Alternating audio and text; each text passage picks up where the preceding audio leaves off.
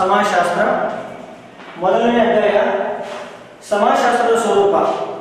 ಅದರಲ್ಲಿ ನಾವು 1.5 ನಲ್ಲಿ ಸಮಾಜಶಾಸ್ತ್ರದ ಉಪಯೋಗಗಳು ಅಂದರೆ ಯೂಸಸ್ ಆಫ್ ಸೋಷಿಯಾಲಜಿ, ಸಮಾಜಶಾಸ್ತ್ರವನ್ನ ಅಧ್ಯಯನ ಮಾಡುವುದರಿಂದ ಆಗುವಂತಹ ಉಪಯೋಗಗಳೇನು, ನಮಗೆ ಏನು ಪ್ರಯೋಜನ ಆಗುತ್ತೆ, ಯಾಕೆ ಓದಬೇಕು ನಾವು ಪ್ರಥಮ PUC ಯಲ್ಲಿ ಅಥವಾ ಸಮಾಜಶಾಸ್ತ್ರವನ್ನು ನಾವು ಯಾಕೆ ತಿಳ್ಕೋಬೇಕು ಅನ್ನುವಂಥದ್ದನ್ನ ಇವತ್ತಿನ ಒಂದು ತರಗತಿಯಲ್ಲಿ ನಾವು ತಿಳ್ಕೊಳ್ಳೋಣ. ಏನಪ್ಪ ಮೊದಲಿಗೆ ಇಡೀ ಪ್ರಪಂಚವೇ ಒಂದು ಸಮಾಜ ಎಂಬುದು ನಮಗೆಲ್ಲರಿಗೂ ಗೊತ್ತಿರುವಂತಹ ಒಂದು ವಿಚಾರ. ಸಮಾಜಶಾಸ್ತ್ರ ಕೇವಲ 181 ವರ್ಷಗಳ ಇತಿಹಾಸವನ್ನು ಹೊಂದಿದ್ದರೂ ಸಹ ಇತ್ತೀಚೆಗೆ ಪ್ರತ್ಯೇಕವಾಗಿ ಮತ್ತು ಸ್ವತಂತ್ರವಾಗಿ ಬೆಳೆದು ಬಂದಿದ್ದರೂ ಸಹ ಆಗಸ್ಟ್ ಕಾಮ್ಟ್ರವರು ಸಾಕಷ್ಟು ಪ್ರಯತ್ನದ ಫಲವಾಗಿ ಒಂದು ವಿಶೇಷವಾದಂತಹ ಒಂದು ಶಾಸ್ತ್ರವನ್ನು ಮಾಡಿದಂತಹ ಒಂದು ಕೀರ್ತಿ ಸಲ್ಲುತ್ತದೆ. ಕಿರಿಯ ಶಾಸ್ತ್ರ, ಸಮಾಜಶಾಸ್ತ್ರ ಬೇರೆ ಶಾಸ್ತ್ರಗಳಿಗೆ ಹೋಲಿಸಿದಾಗ ಅತ್ಯಂತ ಕಿರಿಯ ಶಾಸ್ತ್ರ. ಆದರೆ ನೀವು ಗಮನಿಸಬೇಕು, ಇದರ ಉಪಯೋಗಗಳು ಯಾವ ಶಾಸ್ತ್ರಕ್ಕೇನೂ ಕಡಿಮೆ ಇಲ್ಲ. ಅತ್ಯಂತ ಹೆಚ್ಚು ಉಪಯೋಗಗಳನ್ನ, ಅತ್ಯಂತ ಹೆಚ್ಚು ಮಹತ್ವವನ್ನ ಪಡೆದಿರತಕ್ಕಂತಹ ಒಂದು ಶಾಸ್ತ್ರವಾಗಿದೆ. ಯಾವ ರೀತಿ ಸಮಾಜಶಾಸ್ತ್ರವು ಒಂದು ಯಾವ ರೀತಿ ಅನ್ನೋದಕ್ಕೆ ಒಬ್ಬ ಪ್ರೊಫೆಸರ್ ಆಂಟನಿ ಗಿಡಿಂಗ್ಸ್ ಅಂತಕ್ಕಂಥವ್ರು ಮಾತನ್ನು ಹೇಳ್ತಾರೆ. ಏನಪ್ಪ, sociology tells us how to become what we want to become ಅನ್ನುವಂಥ ಒಂದು ಮಾತನ್ನು ಹೇಳ್ತಾರೆ. ಹಾಗಂದ್ರೆ ಏನಪ್ಪ, ಸಮಾಜದಲ್ಲಿ ನಾವು ಏನಾಗಬೇಕೆಂದು ಬಯಸುತ್ತೇವೆಯೋ ಆಗಾಗಲೂ ಸಮಾಜಶಾಸ್ತ್ರವು ಸಹಕಾರಿಯಾಗಿದೆ. ನಾವೇನಾಗಬೇಕು, ಒಳ್ಳೆಯ ಪ್ರಜೆ ಆಗಬೇಕಾ, ಸಮಾಜಶಾಸ್ತ್ರ ಬೇಕಾಗುತ್ತೆ. ಒಳ್ಳೆಯ ಜಾಬ್ ಬೇಕಾ, ಸಮಾಜಶಾಸ್ತ್ರ ಕೊಡುತ್ತೆ. ನಾವು ಸಮಾಜದಲ್ಲಿ ಒಂದು ಸತ್ಪ್ರಜೆಯಾಗಿ ಬದುಕಬೇಕಾ, ಅದು ಸಮಾಜಶಾಸ್ತ್ರ ನಮಗೆ ಮಾರ್ಗದರ್ಶನ ನೀಡುತ್ತೆ. ಅಂತಹ ಒಂದು ಅದ್ವಿತೀಯವಾದಂತಹ ಒಂದು ಕಾರ್ಯವನ್ನ ಸಮಾಜಶಾಸ್ತ್ರ ಮಾಡುತ್ತೆ ಅನ್ನುವಂತಹ ಒಂದು ಮಾತನ್ನು ಹೇಳಿರ್ತಕ್ಕಂಥ ಪ್ರೊಫೆಸರ್ ಗಿಡಿಂಗ್ಸ್ ರವರ ಮಾತು ಅತ್ಯಂತ ಸಮಂಜಸವಾಗಿದೆ ಅಂತ ನಾವು ಈ ಸಂದರ್ಭದಲ್ಲಿ ಹೇಳ್ಬೋದು. ಏನು ಸಮಾಜ, ಆಧುನಿಕ ಸಮಾಜದಲ್ಲಿ ಇವತ್ತು ಸಂಕೀರ್ಣ ಸಮಾಜದಲ್ಲಿ ನಾವಿದ್ದೀವಿ. ಏನು ವ್ಯಕ್ತಿ ಮತ್ತು ಸಮಾಜ ಕೆಲವು ಬಹಳ ಉಪಯೋಗ. ಸಮಾಜಶಾಸ್ತ್ರ ವ್ಯಕ್ತಿಗೂ ಬಹಳ ಉಪಯೋಗ, ಸಮಾಜಕ್ಕೂ ಬಹಳ ಉಪಯೋಗ. ಸಮಾಜಶಾಸ್ತ್ರವನ್ನ ಅಧ್ಯಯನ ಮಾಡೋದ್ರಿಂದ ಅತ್ಯಂತ ಮಹತ್ವ, ಅತ್ಯಂತ ಉಪಯುಕ್ತವಾದಂತಹ ಒಂದು ಸಲಹೆಗಳನ್ನ, ಸೂಚನೆಗಳನ್ನ ನೀಡುವಂತಹ ಒಂದು ಕಾರ್ಯವನ್ನ ಮಾಡುತ್ತದೆ. ಏನು ನಾವು ಸಮಾಜಶಾಸ್ತ್ರವನ್ನು ಏನು ಉಪಯೋಗ ಅನ್ನೋದನ್ನ ನಾವು ಓವರ್ ಸೋಲಾಗಿ ನಾವು ತಿಳ್ಕೊಳ್ಳೋ ಬದಲಿ ಇಲ್ಲಿ 8 ಪಾಯಿಂಟ್ಸ್ಗಳಿದೆ. ಈ ಒಂದು ಪಾಯಿಂಟ್ಸ್ಗಳ ವಯಸ್ಸಿನ ಮೂಲಕ ನಾವು ಒಂದು ಏನು ಉಪಯೋಗ ಮಾಡುತ್ತೆ, ಏನು ಉಪಯೋಗ ಇದೆ, ಸಮಾಜಶಾಸ್ತ್ರವನ್ನು ಓದೋದ್ರಿಂದ ಏನು ಉಪಯೋಗ ಆಗುತ್ತೆ ಅನ್ನೋದನ್ನ ನಾವು ಒಂದನೇ ಪಾಯಿಂಟ್ಸ್ಗಳನ್ನ ನಾವು ಗಮನಿಸ್ತಾ ಹೋಗೋದನ್ನ. ಒಂದೇನು, ವ್ಯಕ್ತಿತ್ವದ ಬೆಳವಣಿಗೆ. ವ್ಯಕ್ತಿತ್ವ ಏನು, ಪ್ರತಿಯೊಬ್ಬರಲ್ಲೂ ಒಂದು ವ್ಯಕ್ತಿತ್ವ ಇರುತ್ತೆ. ಆ ವ್ಯಕ್ತಿತ್ವ ಅನ್ನೋದು ಬೆಳವಣಿಗೆ ಆಗಬೇಕಾದ್ರೆ ಸಮಾಜಶಾಸ್ತ್ರದ ಜ್ಞಾನ ಅತ್ಯಂತ ಮಹತ್ವದ್ದಾಗಿದೆ. ಈ ಹಿಂದಿನ ತರಗತಿಗಳಲ್ಲಿ ನೀವು ತಿಳ್ಕೊಂಡಿದ್ದೀರಿ, man is a social animal, without society or without anything man cannot be live in society ಅನ್ನುವಂಥದ್ದು ಅರಿಸ್ಟಾಟಲ್ ಅವರು ಮನುಷ್ಯ ಸಂಘಜೀವಿ, ಸಮಾಜ ಜೀವಿ ಅಂತ ಹೇಳಿದ್ದಾರೆ. ಈ ಸಮಾಜ ಜೀವಿ ಆಗೋದಕ್ಕೆ ನಾವು ಬದುಕಬೇಕಾದ್ರೆ ಸಮಾಜಶಾಸ್ತ್ರದ ಜ್ಞಾನ ಬಹಳ ಅವಶ್ಯಕವಾಗಿದೆ. ಮತ್ತು ಸಮಾಜದಲ್ಲಿ ನಾವು ಅನೇಕ ಸನ್ನಿವೇಶಗಳಲ್ಲಿ ಬದುಕಬೇಕಾಗುತ್ತೆ, ಅನೇಕ ಸಂದರ್ಭಗಳಲ್ಲಿ, ಅನೇಕ ಸನ್ನಿವೇಶಗಳಲ್ಲಿ ಬದುಕಬೇಕಾಗುತ್ತೆ. ಆ ಸನ್ನಿವೇಶಗಳಿಗೆ ಯಾವ ರೀತಿ ಹೊಂದ್ಕೊಂಡು ಹೋಗ್ಬೇಕು, ನಾವು ಯಾವ ರೀತಿಯಾಗಿ ಅಡ್ಜಸ್ಟ್ ಆಗಿ ಹೋಗ್ಬೇಕು ಅನ್ನುವಂತಹ ಒಂದು ಜ್ಞಾನವನ್ನ ಕಲಿಸಿಕೊಡುವಂತ ಏಕಮಾತ್ರ ಶಾಸ್ತ್ರ ಅಂದ್ರೆ ಸಮಾಜಶಾಸ್ತ್ರ. ವಿದ್ಯಾರ್ಥಿಗಳೇ, ಇನ್ನು ಸಮಾಜಶಾಸ್ತ್ರ ಸಮಾಜದ ಬಗ್ಗೆ ವೈಜ್ಞಾನಿಕವಾದಂತಹ ಜ್ಞಾನವನ್ನು ಕೊಡುತ್ತೆ. ವೈಜ್ಞಾನಿಕ ಜ್ಞಾನ ಅಂದ್ರೆ ಹೆಂಗ್ ಬೇಕಂಗೆ ನಾವು ಸಮಾಜವನ್ನು ಅಧ್ಯಯನ ಮಾಡೋದಿಲ್ಲ. It is A scientific knowledge ಮೂಲಕ ನಮಗೆ ಸಮಾಜಶಾಸ್ತ್ರದ ಜ್ಞಾನವನ್ನ ಕೊಡುತ್ತೆ. ಮತ್ತು ಸಮಗ್ರವಾದ ಜ್ಞಾನ ಅಂದ್ರೆ ಓಲ್ ಅಂಡ್ ಸೋಲ್, ಇಡೀ ಪ್ರಪಂಚವೇ ಒಂದು ಸಮಾಜ ಅಂತ ನೀವು ಗಮನಿಸಿದ್ರಿ. ಅದರ ಎಲ್ಲ ಸಮಗ್ರವಾದ ಒಂದು ಜ್ಞಾನವನ್ನು ನೀಡುತ್ತೆ. ಹಾಗೂ ಸಮಾಜದ ರಚನೆ ಯಾವ ರೀತಿ ಇದೆ, ಬದಲಾವಣೆ ಯಾವ ತರ ಆಗ್ತಾ ಇದೆ, ಸಮಾಜದಲ್ಲಿ ಸಮಸ್ಯೆಗಳು ಎಂತವಿದ್ದಾವೆ, ಮತ್ತು ಹಕ್ಕು ಬಾಧ್ಯತೆಗಳೇನು, ನಮ್ಮ ಕರ್ತವ್ಯಗಳೇನು, ಇವುಗಳ ಬಗ್ಗೆ ಸಮಾಜಶಾಸ್ತ್ರವು ನಮ್ಮ ಪ್ರತಿಯೊಬ್ಬ ವ್ಯಕ್ತಿಗಳಿಗೂ, ಪ್ರತಿಯೊಬ್ಬರಿಗೂ ಒಂದು ಜ್ಞಾನವನ್ನು ನೀಡುವಂತಹ ಒಂದು ಕಾರ್ಯವನ್ನ ಮಾಡುತ್ತೆ ಅನ್ನುವಂಥದ್ದು. ವ್ಯಕ್ತಿತ್ವದ ಬೆಳವಣಿಗೆ ಆಗುತ್ತೆ, ಒಂದು ಬೌದ್ಧಿಕ ವಿಕಾಸವನ್ನು ಮಾಡುತ್ತೆ. ಸಮಾಜಶಾಸ್ತ್ರವನ್ನು ಓದೋದ್ರಿಂದ ನಾವು ಒಂದು ವಿಶಾಲ ಮನೋಭಾವರಾಗ್ತೀವಿ. ನಾವು ಅಂತಹ ಒಂದು ವ್ಯಕ್ತಿತ್ವದ ಒಂದು ಬದಲಾವಣೆ ಆಗುತ್ತೆ. ಒಂದನೇ ಪಾಯಿಂಟ್. ಇನ್ನು ಎರಡನೇ ಪಾಯಿಂಟ್ ನಾವು ತಿಳ್ಕೊಳ್ಳೋದಾದ್ರೆ ಮನೋಭಾವನೆಗಳ ಬದಲಾವಣೆ. ಮನೋಭಾವನೆಗಳು ಎಲ್ಲ ಈಗ ಹೆಂಗೆ ಕೈಯಲ್ಲಿ ಬೆರಳುಗಳು ಯಾವ ರೀತಿಯಾಗಿ ಸಮಾನವಾಗಿರುವೋ ಅದೇ ರೀತಿಯಾಗಿ ಎಲ್ಲರ ಮನೋಭಾವನೆಗಳು ಒಂದೇ ರೀತಿಯಾಗಿರುವುದಿಲ್ಲ.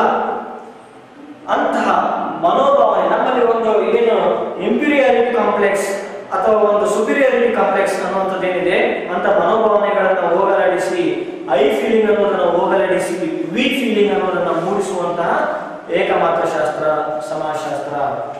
ಇನ್ನು ನಮ್ಮ ಸಮಾಜ, ನಮ್ಮ ಧರ್ಮ, ನಮ್ಮ ವರ್ಗ, ನಮ್ಮ ಜಾತಿನೇ ಶ್ರೇಷ್ಠ, ಬೇರೆ ಎಲ್ಲ ಕನಿಷ್ಠ ಅನ್ನುವಂಥದ್ದು ಅಂತಹ ಒಂದು ಮನೋಭಾವನೆಗಳನ್ನ ಹೋಗಲಾಡಿಸಿ ನಾವೆಲ್ಲರೂ ಒಂದೇ, ನಾವೆಲ್ಲರೂ ಭಾರತೀಯರು ಅನ್ನುವಂತಹ ಒಂದು ವಿಶಾಲ ಮನೋಭಾವವನ್ನು ಮೂಡಿಸುವಂತಹ ಕಾರ್ಯವನ್ನ ಸಮಾಜಶಾಸ್ತ್ರ ಮಾಡುತ್ತೆ. ಇದರ ಜೊತೆಯಲ್ಲಿ ಒಂದು ವೈಚಾರಿಕ ದೃಷ್ಟಿಕೋನವನ್ನ ಬೆಳೆಸುವಲ್ಲಿ ಸಮಾಜಶಾಸ್ತ್ರ, ವೈಚಾರಿಕ ಯಾವುದೋ ಒಂದು ಪೂಜೆ ಪುನಸ್ಕಾರ ಅದು ಯೋಚನೆ ಮಾಡಿದ್ರೆ ನಾವು ಅಕ್ಸೆಪ್ಟ್ ಮಾಡಬಾರದು. ವೈಚಾರಿಕ ದೃಷ್ಟಿಕೋನವನ್ನು ಬೆಳೆಸುವಲ್ಲಿ ಸಮಾಜಶಾಸ್ತ್ರ ಸಹಾಯಕವಾಗುತ್ತೆ. ಮತ್ತೆ ಮಾನವ ಜೀವಿಗಳು, ಇತರ ಸಮಾಜ, ಬೇರೆ ಬೇರೆ ಸಮಾಜದೊಂದಿಗೆ ನಾವು ಯಾವ ರೀತಿಯಾಗಿ ಹೊಂದಾಣಿಕೆ ಮಾಡ್ಕೋಬೇಕು, ಭಾರತೀಯ ಸಮಾಜಕ್ಕೂ ಮತ್ತು ಪಾಶ್ಚಾತ್ಯ ಸಮಾಜಕ್ಕಿರುವಂತಹ ವ್ಯತ್ಯಾಸ ಏನು, ಇಂತಹ ಎಲ್ಲ ಒಂದು ಮನೋಭಾವನೆಗಳನ್ನು ಬೆಳೆಸುತ್ತೆ. ಪೂರ್ವಗ್ರಹ ಪೀಡಿತ ಕಲ್ಪನೆಗಳನ್ನು ತೆಗೆದುಹಾಕುತ್ತೆ. ಸಮಾಜಶಾಸ್ತ್ರ ಓದೋದ್ರಿಂದ ಒಂದು ಪ್ರಿಜುಡೈಸ್ ಅಂತ ಕರೀತಾರೆ. ಈ ಪೂರ್ವಗ್ರಹ ಪೀಡಿತ ಕಲ್ಪನೆಗಳನ್ನು ತೆಗೆದುಹಾಕಿ ತಪ್ಪು ಕಲ್ಪನೆಗಳನ್ನು ಹೋಗಲಾಡಿಸಿ ಅಹಂಭಾವವನ್ನ ಹೊಸಕಿ ಹಾಕಿ ನಮ್ಮ ಸರಿಯಾದಂತಹ ಒಂದು ಪ್ರಜ್ಞೆಯನ್ನು ಮೂಡಿಸುವಂತ ಕಾರ್ಯ ಮಾಡುವುದು ಸಮಾಜಶಾಸ್ತ್ರ. ಎರಡನೇ ಪಾಯಿಂಟ್ ಇದು. ಇನ್ನು ಮೂರನೇ ಪಾಯಿಂಟ್ ನಾವು ನೋಡೋದಾದ್ರೆ ಇಲ್ಲಿ ಸಾಮಾಜಿಕ ಸಮಸ್ಯೆಗಳಿಗೆ ಪರಿಹಾರ. ಸಾಮಾಜಿಕ ಸಮಸ್ಯೆಗಳು, ಸಮಾಜದಲ್ಲಿ ಅನೇಕ ಸಮಸ್ಯೆಗಳಿವೆ. ಸಮಸ್ಯೆಗಳು ಬೇರೆ, ಸಾಮಾಜಿಕ ಸಮಸ್ಯೆಗಳು ಬೇರೆ. ಸಾಮಾಜಿಕ ಸಮಸ್ಯೆಗಳು ಅಂದಾಗ ಪ್ರಮುಖವಾಗಿ ಬರ್ತಕ್ಕಂಥದ್ದು ಬಡತನ, ನಿರುದ್ಯೋಗ, ಭಯೋತ್ಪಾದನೆ, ಅಪರಾಧ, ಬಾಲಾಪರಾಧ, ಅನಕ್ಷರತೆ, ಜನಸಂಖ್ಯೆ, ಮಿತಿಮೀರಿದ ಜನಸಂಖ್ಯೆ, ಒಂದು ಭಿಕ್ಷಾಟನೆ, ವೈಶ್ಯಾವಾಟಿಕೆ, ಯುವಕರ ಅಶಾಂತಿ, ಇಂತಹ ನೂರಾರು ಸಾಮಾಜಿಕ ಸಮಸ್ಯೆಗಳು ಇವೆ. ಇಂತಹ ಸಮಸ್ಯೆಗಳನ್ನ ಯಾವ ರೀತಿಯಾಗಿ ಎದುರಿಸಬೇಕು ನಾವು, ಇಂತಹ ಸಮಸ್ಯೆಗಳನ್ನ ವಸ್ತುನಿಷ್ಠವಾಗಿ ಅಧ್ಯಯನ ಮಾಡುತ್ತೆ ಸಮಾಜಶಾಸ್ತ್ರ. ವಸ್ತುನಿಷ್ಠವಾಗಿ ಅಧ್ಯಯನ ಮಾಡುತ್ತೆ. ಈ ಸಮಸ್ಯೆಗಳ ನಿವಾರಣೆಗೆ ಸಮಾಜಶಾಸ್ತ್ರವು ಸೂಕ್ತವಾದಂತಹ ಒಂದು ಪರಿಹಾರ ಮಾರ್ಗಸೂಚಿಯನ್ನ ನೀಡುವಂತಹ ಒಂದು ಉಪಯುಕ್ತ ಸಲಹೆಗಳನ್ನ ಕೊಡುವಂತಹ ಕಾರ್ಯ ಸಮಾಜಶಾಸ್ತ್ರ ಮಾಡುತ್ತೆ. ಅಂದ್ರೆ ಒಂದು ಇಂಜೆಕ್ಷನ್ ಆಗಬೇಕು, ಡಾಕ್ಟರ್ ನಿಮಗೆ ಸಲಹೆಗಳನ್ನು ಕೊಡ್ತಾರೆ ನಿಮಗೆ ರೋಗವಾಸಿಗಳಿಗೆ, ಆತರ ಇದು ಸೋಷಿಯಲ್ ಪ್ರಾಬ್ಲಮ್ಸ್, ಸೋಷಿಯಲ್ ಇವಿಲ್ಸ್ ಅಂತ ಕರೀತಾರೆ. ಇವೆಲ್ಲ ಸಾಮಾಜಿಕ ಸಮಸ್ಯೆಗಳು, ಅವುಗಳನ್ನ ಹೋಗಲಾಡಿಸಲಿಕ್ಕೆ ಸಹಾಯ ಮಾಡುತ್ತೆ ಸಮಾಜಶಾಸ್ತ್ರ ಅನ್ನುವಂಥದ್ದು ಮೂರನೇದು. ಅಂದ್ರೆ ಇಲ್ಲಿ ಸಾಮಾಜಿಕ, ನಾಲ್ಕನೇ ಪಾಯಿಂಟ್ ನಾವು ಗಮನಿಸೋದಾದ್ರೆ ಸಾಮಾಜಿಕ ಯೋಜನೆ ಮತ್ತು ಸಾಮಾಜಿಕ ನೀತಿ ನಿರೂಪಣೆ. ಇದು ಬಹಳ ಮುಖ್ಯವಾದಂತಹ ಒಂದು ಪಾಯಿಂಟ್ಸ್. ಯಾವ ರೀತಿ ಸಾಮಾಜಿಕ ಯೋಜನೆ ಮತ್ತು ನೀತಿ ನಿರೂಪಣೆ ಅಂದಾಗ ಇಲ್ಲಿ ಸಮಾಜಶಾಸ್ತ್ರದ ಪಾತ್ರ ಈ ಒಂದು ಕಾರ್ಯದಲ್ಲಿ ಬಹಳ ಪ್ರಮುಖವಾಗಿ ಪಾತ್ರ ವಹಿಸುತ್ತೆ. ಯಾವ ರೀತಿ ಸಮಾಜದ ಪುನರ್ರಚನೆಯಲ್ಲಿ, ಒಂದು ಸಮಾಜದ ಪುನರ್ರಚನೆಯಲ್ಲಿ ಯಾರು ಮಾತು ಕೇಳ್ತಾರೆ, ಅರ್ಥಶಾಸ್ತ್ರಜ್ಞರಾಗಿರ್ಬೋದು, ರಾಜ್ಯಶಾಸ್ತ್ರಜ್ಞರಾಗಿರ್ಬೋದು, ಇತಿಹಾಸ ತಜ್ಞರಾಗಿರ್ಬೋದು, ಸಮಾಜಶಾಸ್ತ್ರಜ್ಞರ ಓಡಬಹುದು. ಸಮಾಜಶಾಸ್ತ್ರಜ್ಞರ ಸಲಹೆಗಳನ್ನ, ಅಭಿಪ್ರಾಯಗಳನ್ನ ಅವಶ್ಯಕವಾಗಿ ಪರಿಗಣಿಸಲಾಗುತ್ತದೆ.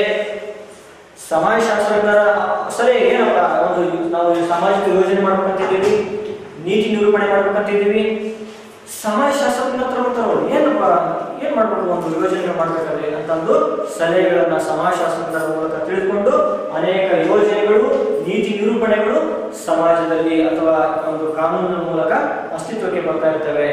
ಇಂತಹ ಒಂದು ತಿಳುವಳಿಕೆ ಸಮಾಜಶಾಸ್ತ್ರೀಯ ಪರಿಣಿತ ಸಮಾಜಶಾಸ್ತ್ರಜ್ಞರ ಸೇವೆಯನ್ನ, ಸಲಹೆಗಳನ್ನ ಪಡೆದುಕೊಳ್ತಾರೆ.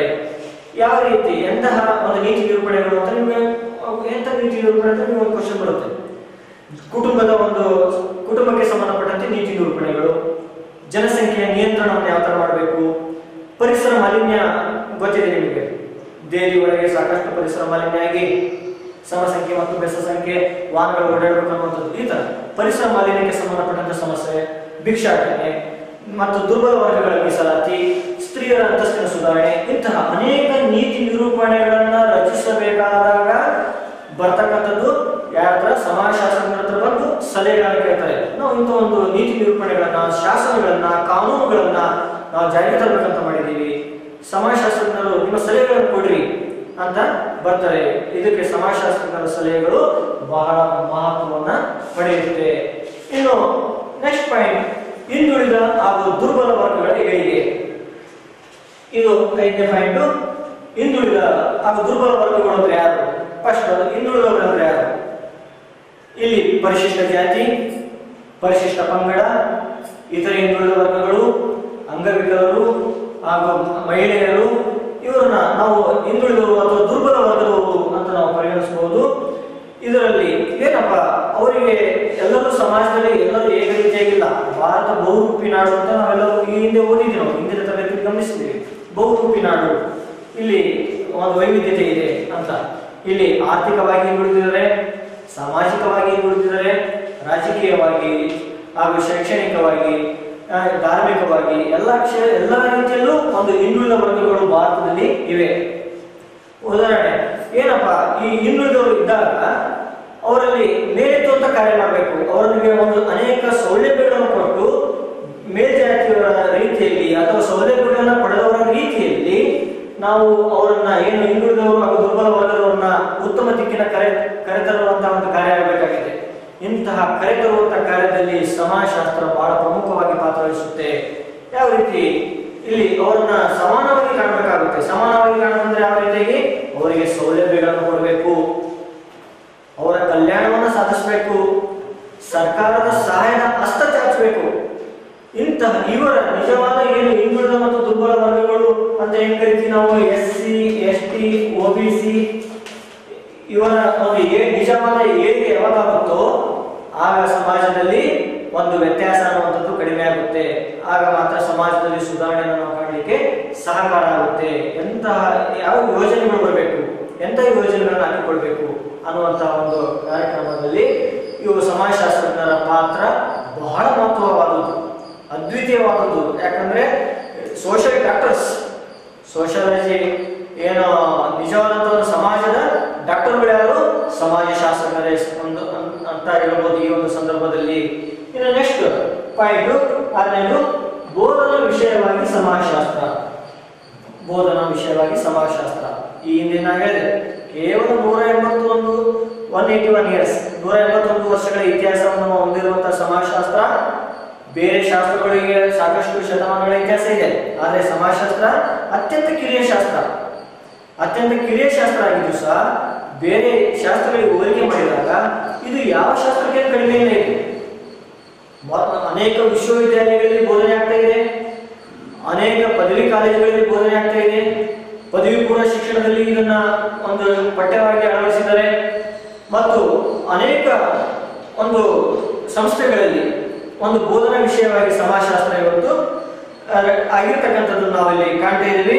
ಉತ್ತಮ ಒಂದು ಬೋಧನಾ ವಿಷಯವಾಗಿದೆ ಅನ್ನುವಂಥದ್ದು ನಾವಿಲ್ಲಿ ಕಾಣಬಹುದು. ಇನ್ನು teaching and non teaching. Teaching ಅಂದ್ರೆ ಬೋಧನೆ, ಲೆಕ್ಚರ್ಸ್ ಆಗ್ಬೋದು, ಟೀಚರ್ಸ್ಗಳು ಆಗ್ಬೋದು. ಸಮಾಜಶಾಸ್ತ್ರವನ್ನು ಮಾಡೋದ್ರಿಂದ ಅನೇಕ ಉದ್ಯೋಗಗಳು ಸಿಗ್ತವೆ, ಅನೇಕ ಕಡೆಗಳಲ್ಲಿ ಉದ್ಯೋಗ ಅವಕಾಶಗಳು ಸಿಗ್ತವೆ. ಎಂಥ ಕಡೆಗಳಲ್ಲಿ ಉದ್ಯೋಗ ಅವಕಾಶ ಸಿಗುತ್ತೆ? ಸಮಾಜ ಕಲ್ಯಾಣ ಇಲಾಖೆಯಲ್ಲಿ, ಕುಟುಂಬ ಮತ್ತು ಮಕ್ಕಳ ಕಲ್ಯಾಣ ಇಲಾಖೆಯಲ್ಲಿ, ಅನೇಕ ನೂರಾರು ಸಾವಿರಾರು ಬಗೆಯ NGOಗಳಲ್ಲಿ ಕೆಲಸಗಳು. ಯಾರು ಸಮಾಜಶಾಸ್ತ್ರವನ್ನು ಅಧ್ಯಯನ ಮಾಡಿರ್ತಾರೋ ಅವರಿಗೆ ಫಸ್ಟ್ ಪ್ರಿಫರೆನ್ಸ್ ಕೊಡ್ತಾರೆ. ಯಾಕಂದ್ರೆ ಸಮಾಜದ ಬಗ್ಗೆ ಯಾರಿಗೆ ಸರಿಯಾದ ಜ್ಞಾನ ಇರುತ್ತೋ ಅಂತವರು ಒಂದು NGOs ಅಂತ ಕರೀತಾರೆ, ನಾನ್ ಗೌರ್ಮೆಂಟ್ ಆರ್ಗನೈಸೇಷನ್ಸ್ ಅಂತ ಕರೀತಾರೆ. ಅವರ ಫಸ್ಟ್ ಮೊದಲು ಒಂದು ಪರಿಗಣಿಸ್ತಕ್ಕಂಥದ್ದು ನಾವು ಕಾಣ್ತೀವಿ. ಆಮೇಲೆ ಸಮಾಜಶಾಸ್ತ್ರ ಅಧ್ಯಯನವನ್ನ ನಾವು ಅತ್ಯುನ್ನತವಾದಂತಹ IAS-ಗಳಲ್ಲಿ ನಾವು ಸಮಾಜಶಾಸ್ತ್ರವನ್ನು ಓದಬಹುದು, ಹಾಗೂ IFS ಹಾಗೂ KS, IPS ಮುಂತಾದಂತಹ ಸ್ಪರ್ಧಾತ್ಮಕ ಪರೀಕ್ಷೆಗಳನ್ನು ತೆಗೆದುಕೊಂಡ್ಬಿಟ್ಟು ನಾವು ಸ್ಪರ್ಧಾತ್ಮಕ ಪರೀಕ್ಷೆಗಳನ್ನ ಪಾಸ್ ಮಾಡಿದ್ರೆ IAS ಆಗ್ಬೋದು, KS ಆಗ್ಬೋದು ಅಥವಾ IFS ಆಗ್ಬೋದು. ಏನಪ್ಪ IAS ಅಂದ್ರೆ ಒಂದು ಏನಾದ್ರು ವಿಸ್ತಾರ ಗೊತ್ತಿದೆ. Indian administrative service, Karnataka administrative service, Indian forest service, foreign service ಮೊದಲಾದಂತಹ SSSC ಎಕ್ಸಾಮ್ಸ್ಗಳಲ್ಲಿ, UPSC ಎಕ್ಸಾಮ್ಸ್ಗಳಲ್ಲಿ, KPSC ಎಕ್ಸಾಮ್ಸ್ಗಳಲ್ಲಿ, ಅನೇಕ ಎಕ್ಸಾಮ್ಗಳಲ್ಲಿ ಈ ಒಂದು ಸಮಾಜಶಾಸ್ತ್ರ ವಿಷಯವನ್ನ ಪ್ರಮುಖವಾಗಿ ಆಯ್ಕೆ ಮಾಡಿಕೊಂಡ್ಬಿಟ್ಟು ನಾವು ಪರೀಕ್ಷೆಯನ್ನ ಬರೆದು ದೊಡ್ಡ ದೊಡ್ಡ ಒಂದು ಹುದ್ದೆಯನ್ನ ಅಲಂಕರಿಸಬಹುದಾಗಿದೆ. ಮತ್ತು ಕುಟುಂಬ ಕಲ್ಯಾಣ ಇಲಾಖೆ, ಸಾರ್ವಜನಿಕ ಆಡಳಿತ ಇಲಾಖೆ ಮತ್ತು ನೂರಾರು ಬಗೆಯ ಒಂದು ಬಾಲಕಾರ್ಮಿಕರ ಇಲಾಖೆ, ಮಕ್ಕಳ ಇಲಾಖೆ, ಸಹಕಾರ ಇಲಾಖೆ, ಅವರು ಹೇಳ್ಕೊಂತ ಹೋಗ್ಬಿಟ್ಟು ದೊಡ್ಡ ಪಟ್ಟಿನೇ ಆಗುತ್ತೆ ಮಕ್ಕಳೇ. ಇಂತಹ ಅನೇಕ ವಿಭಾಗಗಳಲ್ಲಿ ಒಂದು ಉದ್ಯೋಗಾವಕಾಶ ಸಮಾಜಶಾಸ್ತ್ರವನ್ನು ಓದೋದ್ರಿಂದ ಸಿಗುತ್ತೆ. ಇನ್ನು ಅಮೆರಿಕದ ಒಂದು ಅಂಕಿಅಂಶಗಳನ್ನ 15,000 ಜನ ಒಂದು ಸಮಾಜಶಾಸ್ತ್ರದಲ್ಲಿ ಸ್ನಾತಕೋತ್ತರ ಪದವಿಯನ್ನು ಮಾಡಿರ್ತಕ್ಕಂಥವ್ರು, 12,000 ಜನ ಒಂದು ಉತ್ತಮವಾದಂತಹ ಒಂದು ಉದ್ಯೋಗಗಳಲ್ಲಿದ್ದಾರೆ. ಇನ್ನು ಉಳಿದಿರ್ತಕ್ಕಂಥವ್ರು ಅಂತ ನೀವು ಕೇಳಬಹುದು. ಇನ್ನು ಉಳಿದಿರ್ತಕ್ಕಂಥವ್ರು ಬೇರೆ ಬೇರೆ NGOಗಳಲ್ಲಿ ಅವರು ಸಹ ಸಕ್ರಿಯವಾಗಿ ಕಾರ್ಯಗಳನ್ನು ನಿರ್ವಹಿಸ್ತಾ ಇದ್ದಾರೆ. ಅಂದ್ರೆ ಸಮಾಜಶಾಸ್ತ್ರದ ಉಪಯೋಗ ಎಷ್ಟಿದೆ ಅನ್ನುವಂಥದ್ದು ಈ ಅಂಕಿಅಂಶವನ್ನು ನಾವು ನೋಡಿದಾಗ ಗೊತ್ತಾಗುತ್ತೆ. ಇನ್ನು ನೆಕ್ಸ್ಟ್ ಪಾಯಿಂಟ್ 7ನೇದು, ದೇಶದ ಆರ್ಥಿಕ ಅಭಿವೃದ್ಧಿಯಲ್ಲಿ ಸಮಾಜಶಾಸ್ತ್ರದ ಪಾತ್ರ. ದೇಶದ ಆರ್ಥಿಕ ಅಭಿವೃದ್ಧಿಯಲ್ಲಿ ಸಮಾಜಶಾಸ್ತ್ರದ ಪಾತ್ರ ಅಂದಾಗ ಆರ್ಥಿಕ ಅಭಿವೃದ್ಧಿಗೂ ಮತ್ತು ಸಮಾಜಶಾಸ್ತ್ರಕ್ಕೂ ಪರಸ್ಪರವಾದಂತಹ ನಿಕಟವಾದಂತಹ ಸಂಬಂಧವಿದೆ.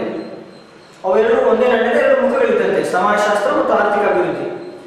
ಯಾವ ದೇಶದಲ್ಲಿ ಆರ್ಥಿಕ ಅಭಿವೃದ್ಧಿ ಹೆಚ್ಚಾಗಿರುತ್ತೋ ಸಮಾಜಶಾಸ್ತ್ರದ ಜ್ಞಾನ ಆ ದೇಶದಲ್ಲಿ ಹೆಚ್ಚಾಗಿರಬೇಕು.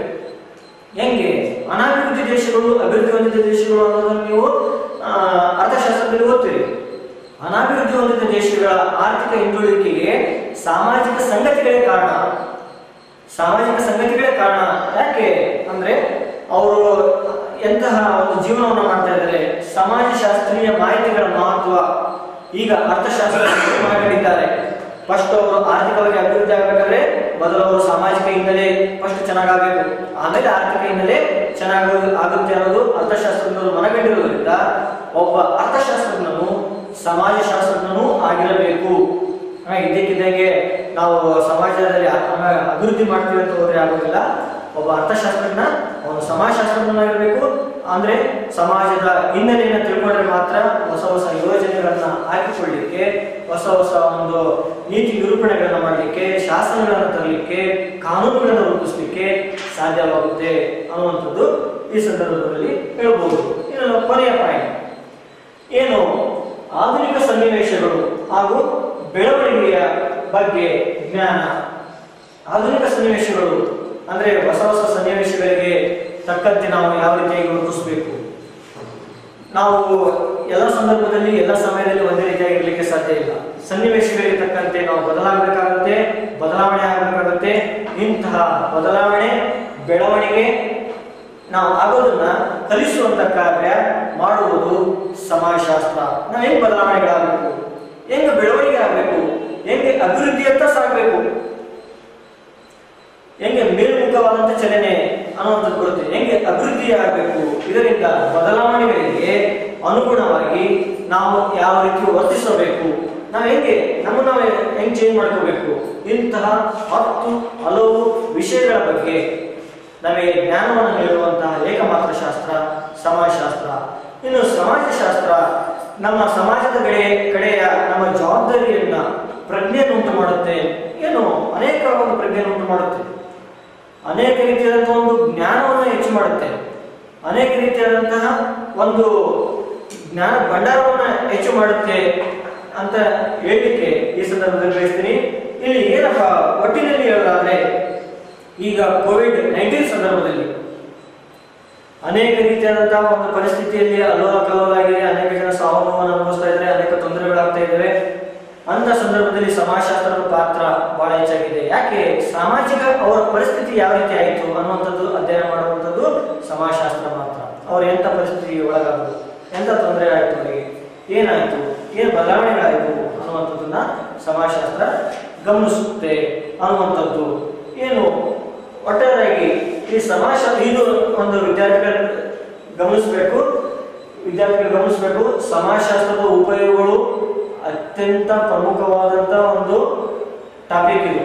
ಯಾಕೆಂದ್ರೆ 10 ಮಾರ್ಕ್ಸಿಗೆ ಪ್ರತಿ ವರ್ಷ ಕೇಳ್ತಾ ಇರ್ತಾರೆ. ಯಾವ ವರ್ಷನೂ ಬಿಟ್ಟಿದ್ದು 1 ವರ್ಷ ಅಥವಾ 2 ವರ್ಷ ನಾನು ಸುದೀರ್ಘವಾಗಿ ಗಮನಿಸಿದಾಗ, 10-15 ವರ್ಷಗಳಿಂದ ಗಮನಿಸಿದಾಗ ಇದುವರೆಗೂ ಈ ಒಂದು ಟಾಪಿಕ್ ಅನ್ನ ಕ್ವಶನ್ ಪೇಪರ್ ಅಲ್ಲಿ ಬಿಟ್ಟಿರ್ತಕ್ಕಂಥ ಉದಾಹರಣೆಗಳೇ ಇಲ್ಲ. ಯಾಕಂದ್ರೆ ಸಮಾಜಶಾಸ್ತ್ರದ ಉಪಯೋಗಗಳು ಎಷ್ಟರ ಮಟ್ಟಿಗೆ ಇಂಪಾರ್ಟೆಂಟ್ ಅಂದ್ರೆ ಅದು ಎಷ್ಟರ ಮಟ್ಟಿಗೆ ಮಹತ್ವವನ್ನು ಹೊಂದಿದೋ ಇದು ಒಂದು ಅಧ್ಯಯನದ ವಿಷಯವೂ ಸಹ ಅಷ್ಟರ ಮಟ್ಟಿಗೆ ಒಂದು ಮಹತ್ವವನ್ನು ಸಹ ಒಳಗೊಂಡಿದೆ. ಇನ್ನೊಂದ್ಸರಿ ಪಾಯಿಂಟ್ಸ್ ಗಳನ್ನ ಹೇಳ್ತೀನಿ ನಾನು. ಏನಪ್ಪ?